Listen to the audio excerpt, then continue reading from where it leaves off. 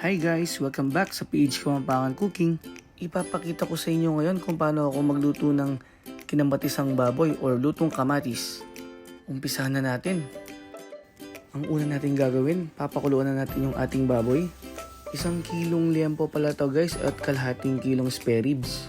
Hinaluan ko ng spare ribs yung ating liempo para mas maging malasa yung ating sabaw.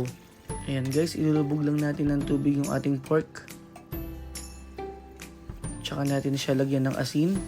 And then, tatakpan lang natin ito.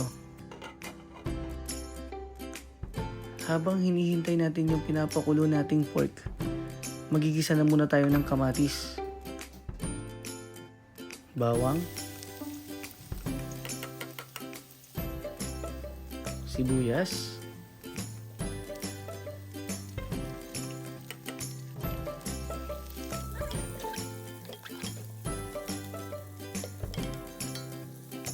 pag malambot na yung ating sibuyas, lagyan na natin yung ating kamatis. Igigisa natin yan ng mga 5 to 8 minutes lang. Hindi natin kailangan yung lutong-luto, no? Kasi ihahalo din natin yan sa sabaw natin mamaya.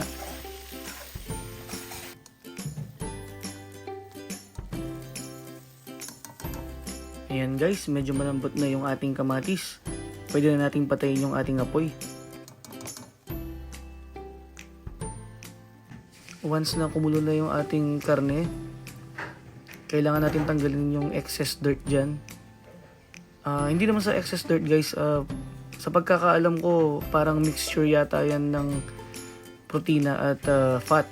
Basta kailangan natin tanggalin yan guys, para mas maging malinis yung ating soup. Madumi kasi siyang tingnan pag di natin tinanggal yan.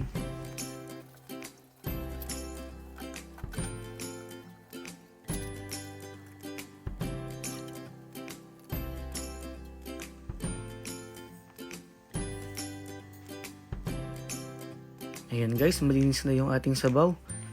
Pwede na nating ilagay yung ginisa nating kamatis kanina.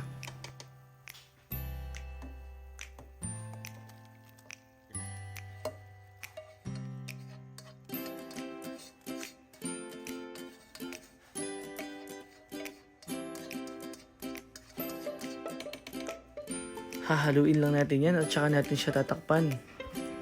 At papakuluan natin ng mga 30 minutes.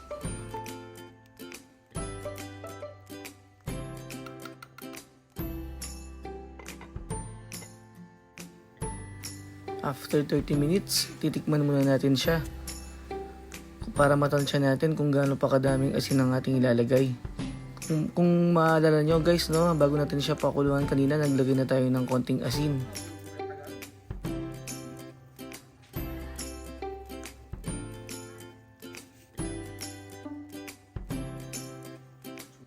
Hahaluin lang natin ulit yan, no? Tsaka natin takpan. At papakuluan pa natin ng mga 20 minutes or hanggang sa lumambot yung ating karne.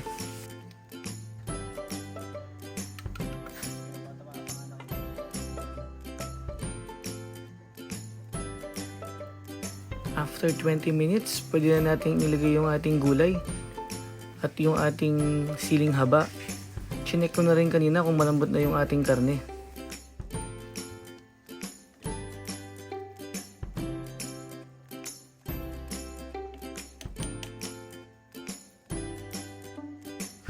Takpan lang natin ulit guys, and then lutuin pa natin ng mga 5 minutes.